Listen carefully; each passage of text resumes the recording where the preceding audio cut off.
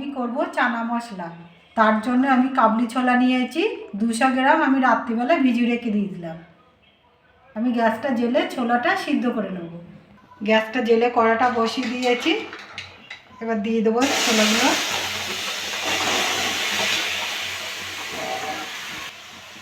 জল দিয়ে দেবো। একটা বড় এলাচ দিয়ে দেবো। 2টো তেজপাতা দিয়ে দেবো। একটা ডালচিনি দিয়ে দেবো। কটা লবঙ্গ দিয়ে দেবো। একটু খাবার সোডা দিয়ে দেবো। এটা ঢেকে সিদ্ধ করে নেব। 10 মিনিট আমার হয়ে গেছে। আমার সিদ্ধ হয়ে গেছে। আমি এবার নামিয়ে নেব। তেজপাতাগুলো তুলে নেব। এগুলো ফেলে দেবো। আমি এবার ছোলাগুলো তুলে নেব।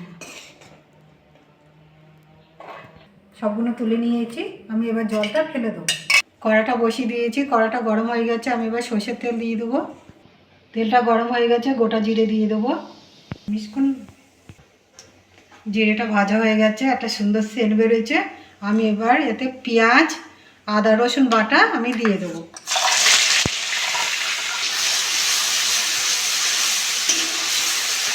নিয়েছি আমি টমেটোর সঙ্গে 10-12টা বাদাম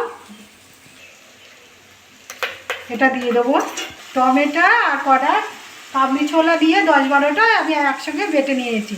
এটা দিয়ে দিলাম। স্বাদ মতো লবণ দেবো। হলুদ দেবো।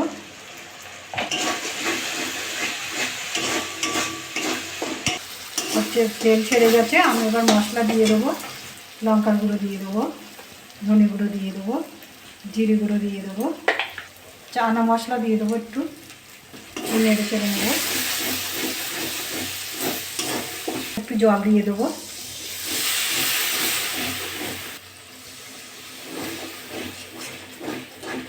তেল ছেড়ে গেছে। এবার এগুলো দিয়ে দেবো। নেড়ে চেড়ে নেবো। সামনে একটু গরম মশলা দিয়ে দেবো। নেড়ে চেড়ে নিয়েছি। আমি এবার জল দিয়ে দেবো।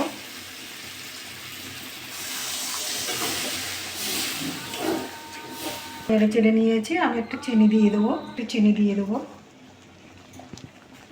এটা নেড়ে চেড়ে নেবো। দিয়ে রাখবো।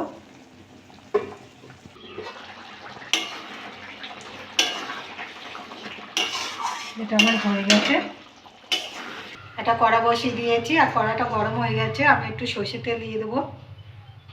তেলটা গরম হয়ে গেছে। আমি কটা কাঁচা লঙ্কা দিয়ে দেবো। 3 লঙ্কা দিয়ে দেবো। এটা হয়ে গেছে। তরকা আমার হয়ে গেছে। এটা বন্ধ করে দেবো। ঢাকা দিয়ে রাখবো। আর আমি গ্যাসটা বন্ধ করে দেবো। এটা ঢাকাটা খুলে নেবো। দেখুন কি সুন্দর কালার। আমি এবার ঢেলে নেবো। এরকম করে লুচি পরোটার সঙ্গে খাবেন, খুব ভালো লাগবে। এরকম করে রান্না করে খাবেন। খেয়ে ভালো লাগলে আমার চ্যানেলটাকে লাইক করবেন, শেয়ার করবেন, কমেন্ট করবেন, সাবস্ক্রাইব করবেন। ধন্যবাদ।